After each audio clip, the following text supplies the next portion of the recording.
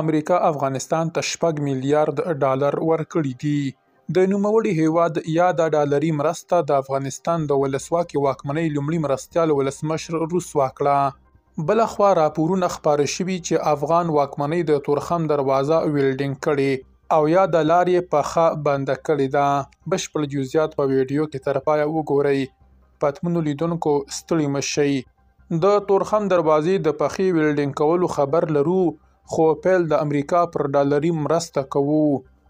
امرالله صالح ویلي د 2021 زیږدیز کال د اګست له سقوط وروسته امریکا اوسنۍ افغان واکمنۍ ته په نغدو پیسو شاوخوا 6 میلیارده ډالر لیږدولي دي.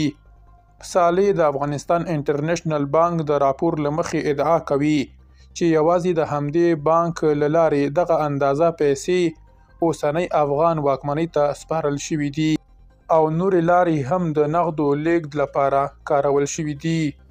د ده په وینا دغه نوي چاپ شوي امریکایي نوټونه له نیویارک یا واشنګټن څخه د منځني ختیځ یوې هوایي اډې ته لیږدول کیږي او له هغه ځای څخه کابل ته را رسیږي. ځینو سرچینو ویلي چې د تورخم دروازه د ترانزیټي سوداګرۍ لپاره د افغان چارواکو په امر ویلډینګ شوې ده.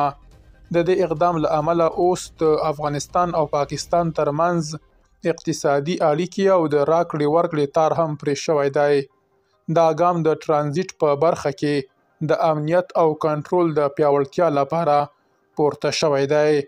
د یاد اقدام په اړه تر اوسه افغان او پاکستاني چارواکو پر رسمي توګه څه نه دي ویلي.